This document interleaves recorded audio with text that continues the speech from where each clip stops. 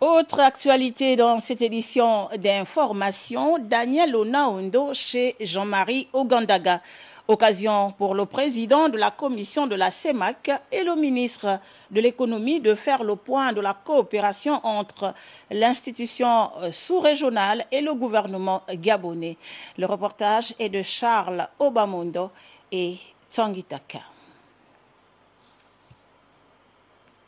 Cet entretien laissait dégager clairement l'image de l'excellence des relations de coopération qui existent entre l'institution monétaire sous-régionale et les autorités gabonaises.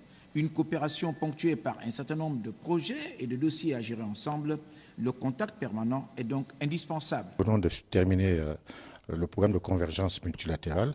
Il était bon que je vienne dire au ministre les indicateurs macroéconomiques de notre pays. Je dois dire que dans l'ensemble, nous respectons une bonne partie des indicateurs macroéconomiques.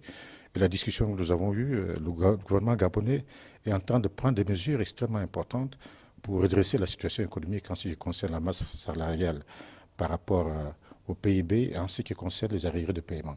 Je crois que la discussion a été enrichissante. Nous avons aussi profité, puisque j'étais à Paris et au Trésor français, pour voir un peu les relations entre le Fonds monétaire international et le Gabon.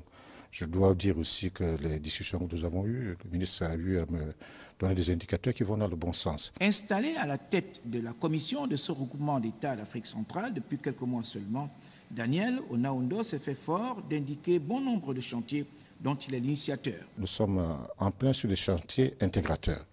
Nous avons choisi quelques chantiers au niveau du Gabon. Donc il est évident que nous finançons que les études parce que nous ne pouvons pas financer les projets en tant que tels. Ma demande au niveau du Gabon, c'est que si nous avons financé des études, que les projets soient intégrés au niveau du budget de notre pays. Je crois que le ministre a eu une oreille attentive. De façon globale, la CEMAC aménage sereinement son destin. Les passeports biométriques sont déjà en cours de fabrication dans la plupart des pays membres. Ceci en vue d'accélérer le processus de la libre circulation dans cette partie du continent africain.